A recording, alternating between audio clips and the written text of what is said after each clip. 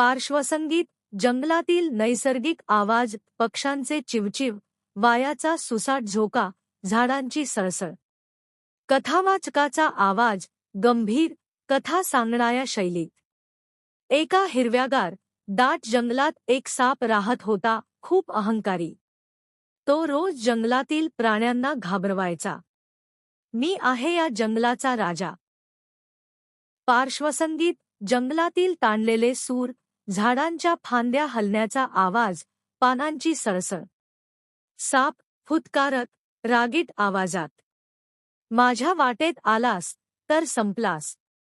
कथावाचक, गंभीर, उत्कंठावर्धक आवाजात. पण एके दिवशी, एक छोटासा मुंगूस त्याच्या वाटेत आला. सापाने पुन्हा तोच फुत्कार केला. आणि लढाई सुरू झाली.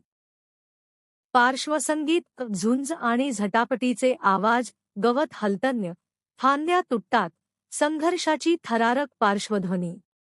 कथावाचक, उत्सुकता आणि ताण वाढवत.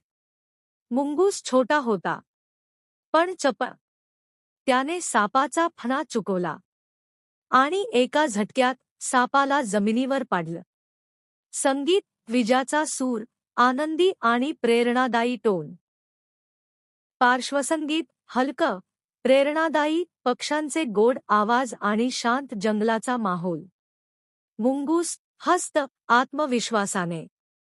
राजा तोच, जो इतरांचं रक्षण करतो, नाही तर धाक दाखवतो.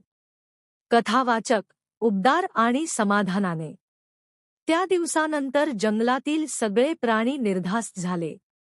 आणि मुंगूस झाला जंगलाचा खरा राजा. संगीत, आनंदी, विजाचा आणि शांत शेवटाचा सूर.